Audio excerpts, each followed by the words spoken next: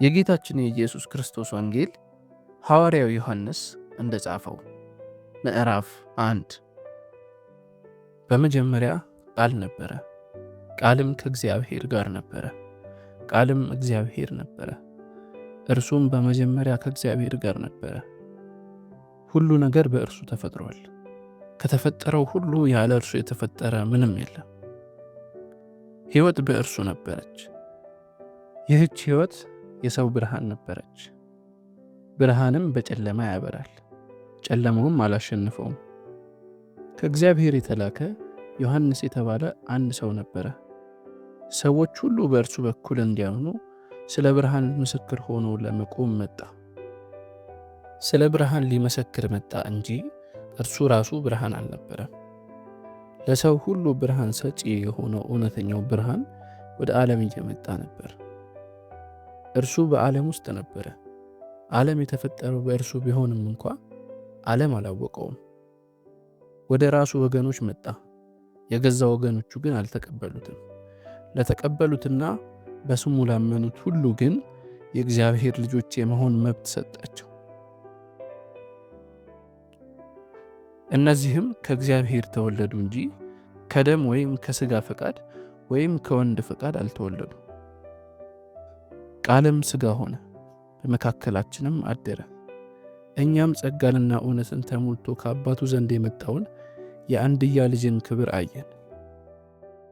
ዮሐንስም ከእኔ በኋላ የሚመጣው ከእኔ በፊት ስለነበረ ከእኔ ይልቃል ብዬ የመሰከርኩለት እርሱ ነው በማለት ጮሆ ስለ እርሱ መሰከረ።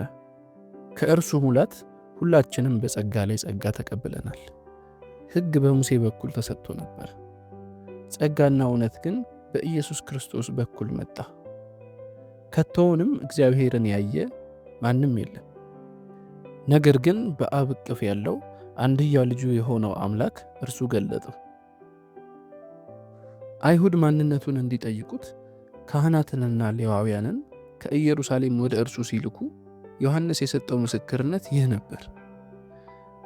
ከመመስከርም ወደ ኋላ አላለም። እኔ ክርስቶስ አይደለሁም ብሎ በግልጽ መሰከረ። እነርሱም ታዲያ አንተ ማን ነህ? ኤልያስ ነህ? ብለው ጠየቁት።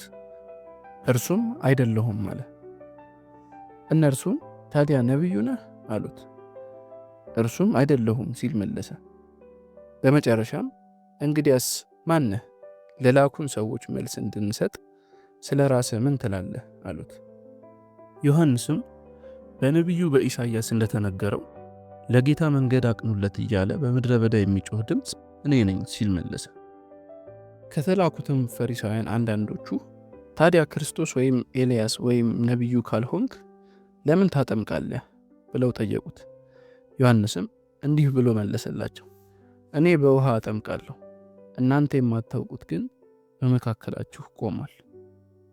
ከእኔ በኋላ የሚመጣው የጫማውን ማሰሪያ ለመፍታት እንኳ የማልበቃ እርሱ ነው። ይህ ሁሉ የሆነው ዮሐንስ ሲያጠምቅ በነበረበት ከዮርዳኖስ ማዶ በቢታንያ ነበር። ዮሐንስ በማግስቱ ኢየሱስ ወደ እርሱ ሲመጣ አይቶ እንዲህ አለ፣ እነሆ የዓለምን ኃጢአት የሚያስወግድ የእግዚአብሔር በግ። ከእኔ በኋላ የሚመጣው ከእኔ በፊት ስለነበር ከእኔ ይልቃል ያልኩት እርሱ ነው። እኔ ራሴ አላወቅኩትም ነበር። በውሃ እያጠመቅኩ የመጣሁትም እርሱ በእስራኤል ዘንድ እንዲገለጥ ነው። ከዚያም ዮሐንስ እንዲህ ሲል ምስክርነቱን ሰጠ።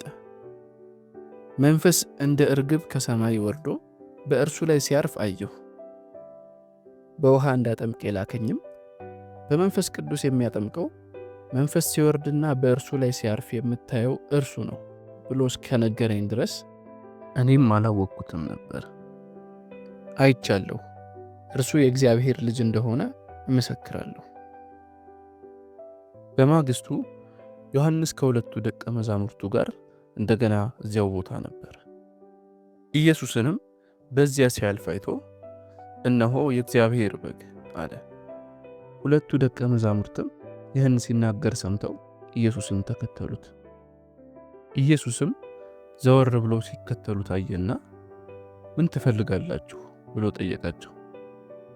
እነርሱም ረቢ የት ትኖራለህ አሉት። ረቢ ማለት መምህር ማለት ነው። እርሱም ኑና እዩ አላቸው። ስለዚህ ሄደው የት እንደሚኖር አዩ። በዚያም ዕለት አብረውት ዋሉ። ከቀኑም 10 ሰዓት ያህል ነበር። ዮሐንስ የተናገረውን ሰምተው ኢየሱስን ከተከተሉት ከሁለቱ አንዱ የስምዖን ጴጥሮስ ወንድም እንድርያስ ነበር።